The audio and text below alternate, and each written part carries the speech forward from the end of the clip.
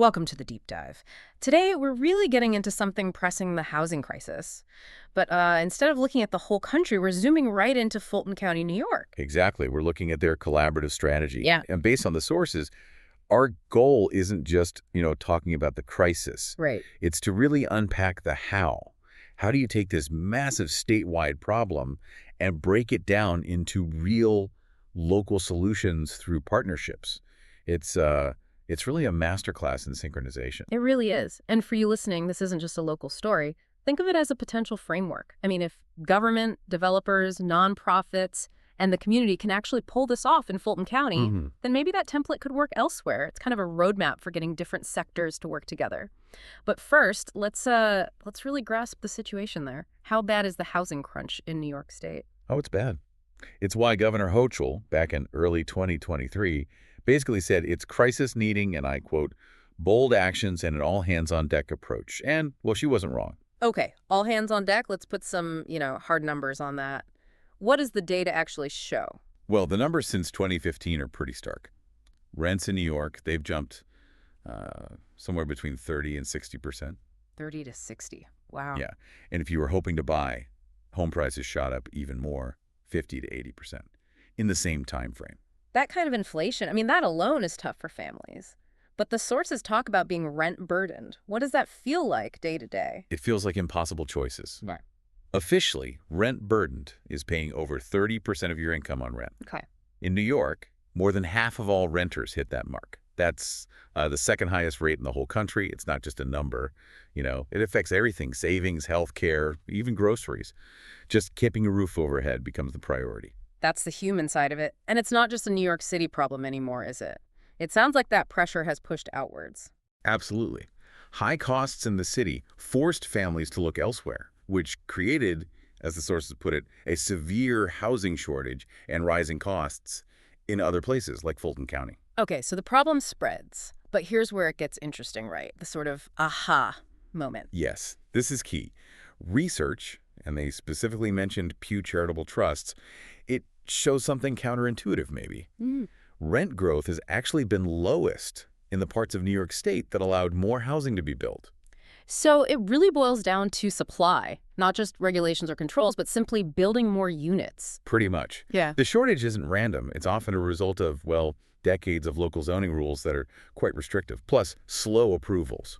Simple economics, right? Supply can't meet demand, so prices go up. Right. The research strongly suggests that boosting supply, building capacity, that's the main lever to pull to stabilize costs. And realizing that you have to build your way out, that's really the starting point for this whole Fulton County strategy. Which makes sense why collaboration is so central. You can't build your way out if everyone's working in silos. No single group government, one developer can do it alone. Exactly. It has to be collaborative because the challenges are all tangled up together. You've got regulations, finding the money, making sure the housing actually fits what people need. The sources point to 4 main groups that have to work together. Okay, let's break those down. Who does what? Starting with, I guess, the rule setters. Right. First, you've got government agencies, state, local. They bring the funding, the policy framework, maybe some regulatory relief. They sort of set the stage. Okay. Then, obviously, the developers. They've got the building expertise, the capital, and crucially, the ability to build at scale to actually create that volume we talked about. Makes sense. And what about ensuring these projects actually, help the community and are affordable? That's where the other two come in, nonprofits. They bring that community focus. They can manage affordability requirements, maybe offer support services. They keep it grounded. And finally, community organizations. These are vital. They have the on-the-ground knowledge. They engage residents. They represent the people who will actually live there. Their input is crucial. Okay, that sounds like a solid team on paper. Government, developers, nonprofits, community groups. But let me play devil's advocate a bit. Don't their interests sometimes clash, like developers wanting speed, communities wanting input, government balancing budgets? How does this synchronization actually work when things get tough? That's the million-dollar question, isn't it? And the blueprint tries to address it. It's not just about, sharing a phone list. It's about aligning goals early. How so? Well, for instance, maybe a developer gets faster approvals or zoning flexibility from the government, but only if they guarantee a certain number of affordable units, maybe managed by a nonprofit partner. Ah, okay. Trade-offs built in. Exactly. And that continuous dialogue piece, which we'll get to, that's supposed to handle the speed versus input tension. It forces shared responsibility, not just, pointing fingers. Got it. So this local Fulton County approach, it's drawing heavily from a bigger state plan, the New York Housing Compact. Yeah, the compact is kind of the mothership initiative. It's the state's big answer to that supply problem we identify. And the headline goal is Ambitious. Build 800,000 new homes across the state in the next decade. 800,000. Wow. How do they plan to even start tackling that? By tackling local friction points. The compact pushes for things like rezoning for higher density, meaning allowing more multifamily homes where maybe only single family was allowed before, and speeding up approvals, especially for affordable projects. Okay, but mandating rezoning, that often sparks huge local resistance, right? The whole NIMB, why not in my backyard thing. Absolutely. Local governments feel that heat, which is why the state plan tries to be more carrot than stick. It's incentive-based. How so? The sources say the state offers significant funding for planning, for infrastructure, to localities that actually hit their housing targets. It's like, help us solve this, and we'll help you build the roads and sewers you need. Okay, that makes sense. Are there other financial tools they're using? Definitely. Property tax exemptions are a big one. Giving a tax break for a number of years can totally change the math for a developer, making it financially viable to build or renovate, especially affordable units. It helps make the numbers work for boosting volume. And I saw mention of converting commercial properties to residential. That seems really smart, especially in areas that are already built up. It's a great strategy. The sources specifically flag this as effective for the more urban parts of Fulton County. Think about it. You use existing buildings, existing infrastructure like water and roads. Right, less new sprawl. Exactly. Turns empty offices or storefronts into needed housing, often much faster than building from scratch. The state plan also mentions things like transit-oriented development, TOD. Can you unpack that a bit? What does that look like practically? Sure. TOD is basically smart growth. You concentrate housing, shops, maybe offices, right near major public transport, train stations, bus hubs. So people can rely less on cars. Precisely. It improves accessibility, cuts down on traffic and emissions, and it makes providing infrastructure like utilities more cost-effective per home. Fulton County is encouraged to use these preferred actions, like TOD, but importantly, tailor them to their own specific situation, their own geography. It's not one size fits all. Right, context matters. Okay, so the theory is sound, but does this kind of intense multi-group collaboration actually work in practice? We need proof of concept.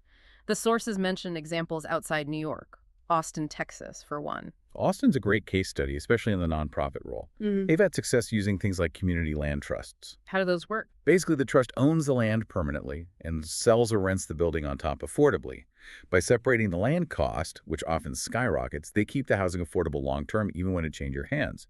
It allowed them to create sustainable, community-focused projects that the private market alone probably wouldn't have built. Interesting. So the nonprofit structure helps maintain that affordability over time. What about Oregon? They had a state initiative, LIFT.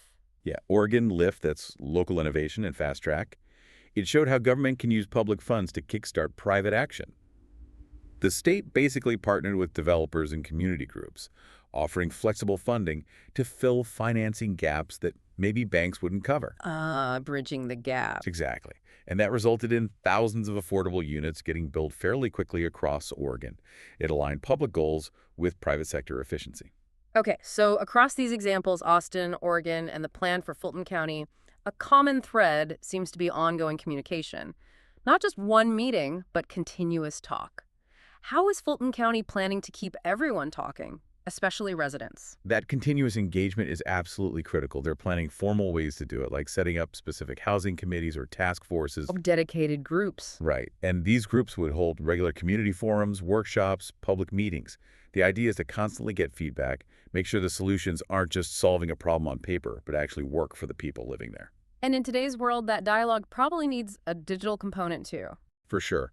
Digital platforms are key for transparency and broader participation. The plan includes making data accessible online information about housing needs, project progress, ways to give feedback electronically. It helps keep everyone informed and, frankly, accountable. Okay, let's bring this back to the physical ground in Fulton County. Where is all this development actually supposed to happen? The sources mention specific shovel-ready sites. Yes, these are areas already primed for development, which is smart. They often have infrastructure in place, cutting down on costs and time. We're talking about places like the Tryon Technology Park, the the Johnstown Industrial Park, Crossroads Business Park, and Crossroads Industrial Park, using or converting existing sites. So focusing on areas with existing infrastructure. Any others mentioned? Also, the Hales Mills Development Area, the Tryon Development Area, and the Vale Mills Development Area. These are basically the target zones where these strategies, the partnerships, the incentives, the rezoning, are intended to actually create new homes. They're the front lines, you could say. This has been a really thorough deep dive. It seems clear that tackling something as complex as the housing crisis, whether in Fulton County or anywhere, really hinges on getting all the right players working together, leveraging everyone's strengths, aligning their goals. It's about building consensus before you even think about building walls. Well said. And that brings us to a final thought for you, the listener. The sources are pretty direct. They encourage local developers, business leaders, community groups, residents, everyone to join ongoing efforts or initiate new collaborations. Get involved. Yeah. Housing's just too big for any one group, so maybe think about what you could bring to the table in your own community. Is it local knowledge, technical skill, maybe just being a voice advocating for sensible solutions, like more density where it makes sense? Every perspective helps build those context-specific solutions we need. That's a powerful call to action. Thanks for walking us through this complex blueprint today. My pleasure. Always good to dig deep into these issues with you.